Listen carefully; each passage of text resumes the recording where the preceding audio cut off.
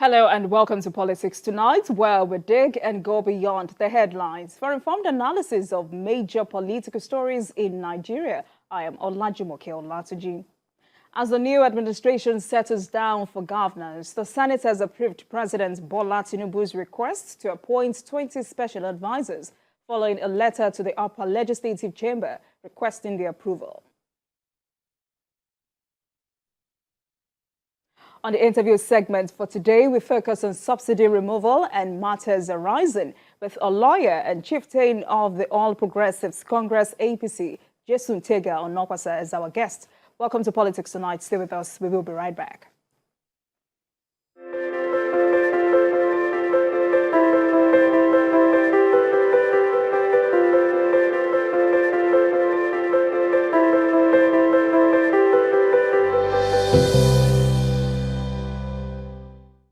Welcome back. You're still watching Politics Tonight, digging beyond the headlines. And now to our interview with the guest of the day.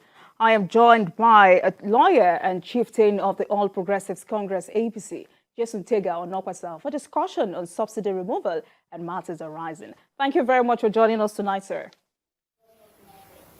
Thank you for having me, Jumoke Olatuji. So let's start with a planned strike by organized labor, which has been suspended. How will you react to this, and how will you describe the decision to suspend the strike? Well, it's a welcome development. At least they obeyed the court order, and I would say that is progress. That is good news.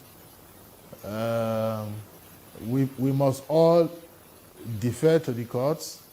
We must all obey the law.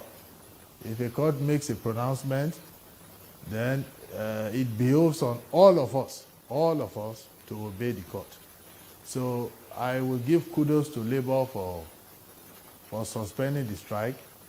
I give credit to our President Bola Tinubu, for at least we can begin to see the kind of president we have, for at least going this far with negotiating with Labour for suspension of the strike. So as to the suspension, it is okay.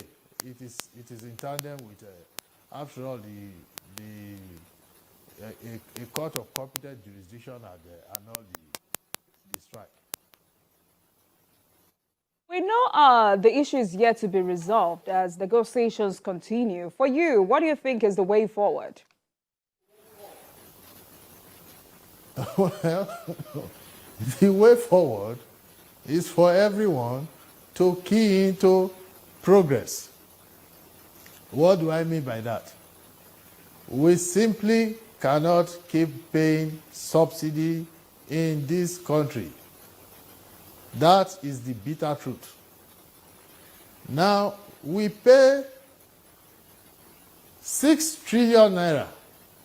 It is absolutely insane. 6 trillion naira, not 6 billion, 6 trillion naira, subsidizing fuel. Now, if you recall what Mr. President said, our new president, President Bola Tinubu, during his inauguration address, he said he would rather apply those sums to doing that which really matters for Nigerians. Now, even when Mr. President said that, it is not really as if there is some 6 trillion naira somewhere that we just keep going there, we withdraw some money monthly, on a monthly basis, and then we pay this subsidy. Do you know the funny thing, Jumoke, about this subsidy? We have been borrowing money to pay the subsidy. It is that bad. How do you do that? How do you keep borrowing 6 trillion year on year to pay subsidy? And do you know what we are subsidizing? I I don't even agree that we are even subsidizing our own fuel, because the fuel we consume, the quantity is unknown. We are subsidizing fuel for the entire West African sub-region. We are subsidizing fuel for Benin Republic. Even all the way to Togo. Only God knows if they can even, if the smugglers can even take our fuel up to Ghana. We are certainly subsidizing fuel for Niger, for Chad, for Cameroon. Then a huge chunk of these subsidy payments are made for fuel that was not even supplied in the first place. So you have these thieves, and I'm not sorry to use that language, because that is what they are, thieves, rogues, who just collect these subsidy payments, and they are involved with people in NNPC. Nobody should shy away from that fact, please. Who use these subsidy payments? They just mint money. They basically lift money on a monthly basis at our expense, at the expense of our national economy. Then they use it to buy houses for their girlfriends. In Dubai, in London, in Europe, in America. So now that is what we pay subsidy for. Yeah, so now that Labour has suspended its planned strike, what is the way forward? Well, the way forward is to support our president, to do the needful, to do the right thing. First of all, we just can't pay subsidy. And it's not a question of, oh, it is, you see, let me tell you something about this subsidy, Lajumoke. We should have done away with this subsidy 10, 15, 20 years ago, for God's sake. And we would have outgrown it by now. Everything would have stabilized. You see this tendency of Labour, with respect. First of all, I thank them for suspending their strike. But there are other undertones to the strike, which we should not shy, because Labour itself has become a bit partisan these days. Seriously. And it is losing the confidence of the Nigerian people. You cannot be partisan to the extent of supporting a particular party, and then you are canvassing a clear agenda, and you think the rest of us are fools. No. I would not like to go too much into that, since they've suspended the strike. You know, but the strike for me was more politically motivated than a question of actually fighting for workers' rights. That's as far as I'm concerned. All right, so one of the demands tabled by Labour before federal government is minimum wage increase. How feasible is this at this time? Yes, our president has already promised to increase minimum wage. We should give him time to be able to do that. That is a long-standing promise of President Tinubu. And let me tell you something about our president. He is not a flippant person by any means. He is not somebody who just says, oh, he doesn't make ridiculous promises like, I'm going to put air conditioners on every street. No. If he says that he's going to increase workers' wages, he means it. President Tinubu once asked a friend of mine one question. President, your president, Jumoke, my president, our president, whether anybody likes it or not, is the president of the Federal Republic of Nigeria. So you understand how Bola Tinubu reasons. He called this gentleman and said, have you ever bought pure water along the road? And he said, yes. He said, how many bags of pure water do you think that those people hawking pure water can sell a day? This friend of mine said, two bags, maybe. And then Mr. President asked him, so how many pure water is he likely to sell? And then how much is he likely to earn from it? And then he calculated it.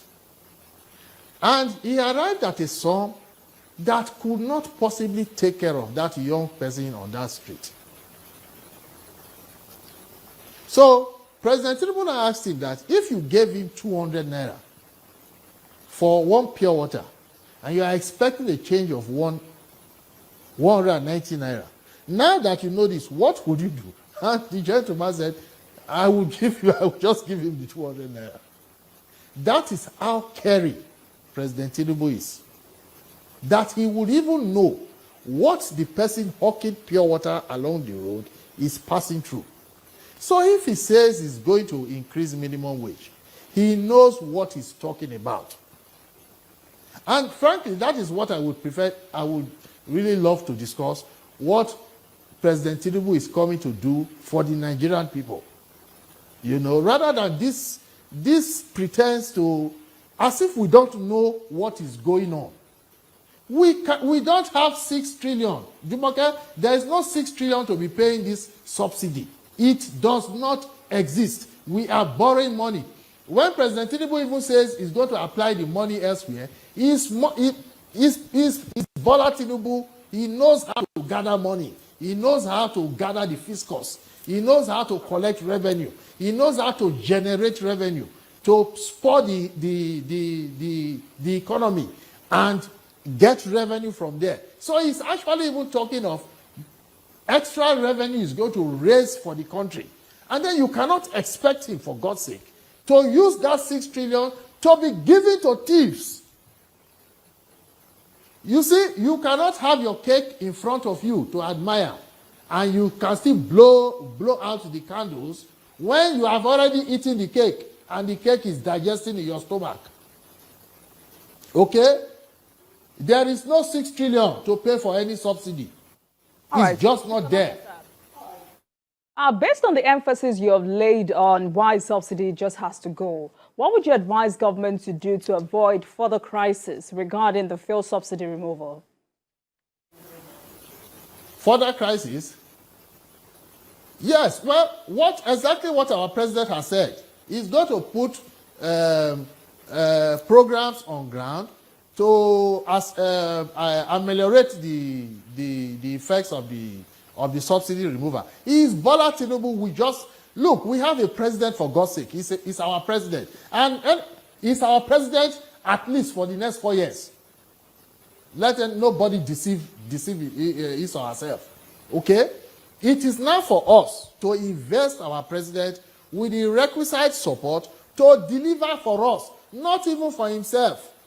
So you don't even have to like Bola Tinubu to wish him well, or at least to key into the programs of his administration.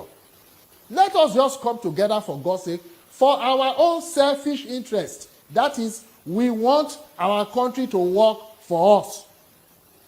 Each person individually. Let's just support this president. He knows what he's doing. He's going to put in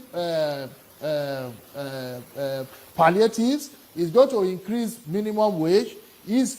Bola Tinubu is going to bring this sort of incentives. You know, in his inauguration address, he spoke about, for instance, 1 million jobs in IT. That is for the youths. Do you understand me? Imagine if you could actually end up creating 1 million jobs with the requisite support, with everybody keen into such programs. You can imagine the multiplier effect. So with time, okay, yes, you can take this present situation where, frankly, and maybe some of my party members might not like this. This is something that should have been done with a long time ago, with respect. And this is what some of us in the party we are calling for. This subsidy, first of all, President Tinubu did not remove subsidy. Let's get that clear. There is, under the law, L-A-W, law, you cannot even pay subsidy. So the subsidy that has been paid since the Petroleum Industries Act was passed, it is illegal payments. The law does not even allow you to pay the subsidy. And there's a reason why the National Assembly said you can't pay subsidy. Because the National Assembly discovered that the subsidy is a scam. People are just using it to buy their girlfriends' houses in Dubai. At my expense, You have at talked your about... expense, Jumoke. All right, you've talked about palliatives, you talked about programs and interventions, but apart from what the president has promised to do, as a stakeholder, what interventions do you think government should implement to ensure that the removal of fuel subsidy does not worsen economic situation in the country? It cannot worsen the economic situation. First of all, paying 6 trillion is gone out of our neck. Okay? Now, when people even talk about this fuel, we think that fuel is, because fuel has increased from X amount to Y amount, then it has upended the entire economy. That is a very big lie. Even fuel is just a fraction of transportation cost. What is the cost of transportation? First of all, is the cost of buying the vehicle. The vehicle that moves you from Sapele to Warri. Okay? Then another cost of the transportation is the fuel you put in the vehicle. Another cost of the transportation is the money you pay mechanic, you pay electrician, you pay somebody to service the vehicle. So fuel itself is just part of the cost. What is happening in this country is that people are just very, very opportunistic. Okay, the fuel, what is even the percentage of transport cost that is fuel? That because fuel price increased to X amount, then you just increase the fares. All this, let me tell you something, all these prices will come down. Because even the drivers have the transporters they are now realizing that, well, if people are staying in their houses, they too will stay in their houses. So at least that one will come down. Now, when it comes to, there will of course be a lot of a degree, serious degree, I must admit that, of stress on the general populace. But we simply cannot sustain this regime of 6 trillion naira per year, per annum, on paying tips. We can't do that. As more so when the law says we can't even pay subsidy anymore. We can't have presidents breaking the law, for God's sake. Okay? Now, what has Bola Tinubu come to do? President Tinubu has come to get this country finally to attain its true potential. So, what I would like to even stress on are the programs our president has come to implement in this country. And for me, he has started superlatively well. Just get rid of this demon called fuel subsidy. Dr. Aliyu Tilde wrote a very good article the other day. He made a lot of good arguments, but they were, with respect, they were good arguments in support of a very bad idea. Because his idea was they should bring the subsidy back to some extent. No! And then I wrote a rejoinder, and I said that, look, even if Pope Francis himself is to send a bunch of monks, pious monks, very holy monks, very prayerful monks, to come and manage subsidy in Nigeria, the people who steal money from subsidy will make them look incompetent. They will still keep stealing money from subsidy. Get rid of it. Just get rid of it. And then let our president, let's just give him the requisite support to implement the palliatives. But even more importantly, let us invest the necessary support in our president to be able to implement his manifesto. I get your point. Now, you know that apart from fuel subsidy, rising debt is another revenue challenge for government. What do you think the new administration can do to get the needed funds for economic revival? Now, if anybody In fact, the person who even taught us how to generate revenue in Nigeria is President Tinubu. People don't understand why some of us support Ashiwaju.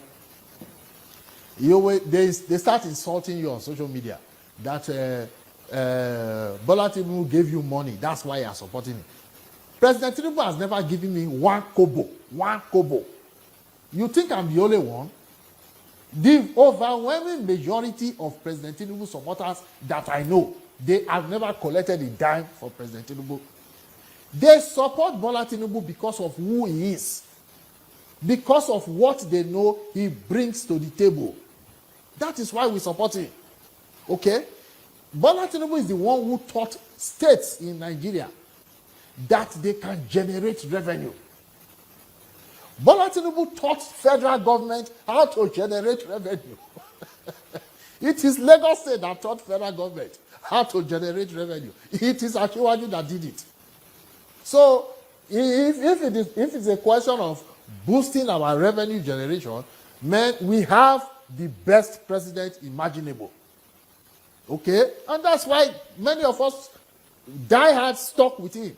We know the product that God has given us. All right, Mr. Onokpasa. So you're saying we are in good hands. All right. The Tinubu administration has so far shown proactive approach to issues. What does this hold for the future of the country? Well, come again, Jumoke, please. The Tinubu administration has shown proactive action to issues. What does this hold for the future of the country? Well, the administration is young, but I can assure Nigerians that, one, we have, I would say, and without apologies to anybody, that we have the most qualified man to be president ever in this country by virtue of his antecedents.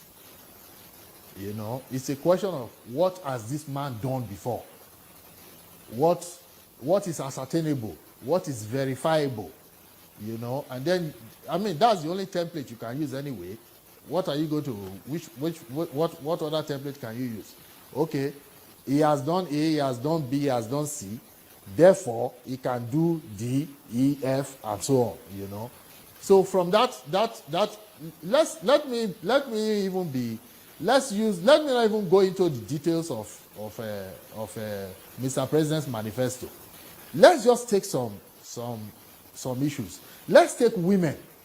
Something, a category that President Tinubu mentioned in his mentioned to us at Eagle Square during the inauguration. What do you do with women? Now, let me even come to it from this point of view. It is possible, Jumoke, that a man even earns an income. A man, he earns an income. Yet, and it's a good income, yet his children go hungry. Their mother, who gave birth to them for him, also goes hungry along with them. It is not possible for a woman to earn an income and her children will go hungry. Now, nobody would understand the importance of women earning an income than someone like President Tinubu. Because in many ways, Ashiwaju is actually a product of a woman, the late Abibat Mogaji of blessed memory. So that is where his approach to women comes from. He grew up with a mother that stood on her feet. And he would and that is what makes Ashiwaju understand the importance of women earning an income. So when Mr. President was talking about women at Eagle Square during the inauguration address, he wasn't when he said he would carry them along, he's not talking about tokenism. It's not a question of I make this woman this minister, I make this woman this. No, Ashiwaju is talking about Mr. Onokpasa, we're out of time. So quickly, in 30 seconds, tell me, what are your expectations concerning the administration of President Tinubu? In 30 seconds. Please, superlative. We have a president that will transform this country, that will make this country finally. Now, Professor Wole Soyinka described us decades ago as an Abiku nation. For me, Bola Tinubu has come to exorcise that demon and to make this country finally the true giant of Africa. All right. Thank you very much, Mr. Jesu Tega Onokpasa. We're always very delighted to have you on the program. Thank you for your contribution tonight. Thank you very much.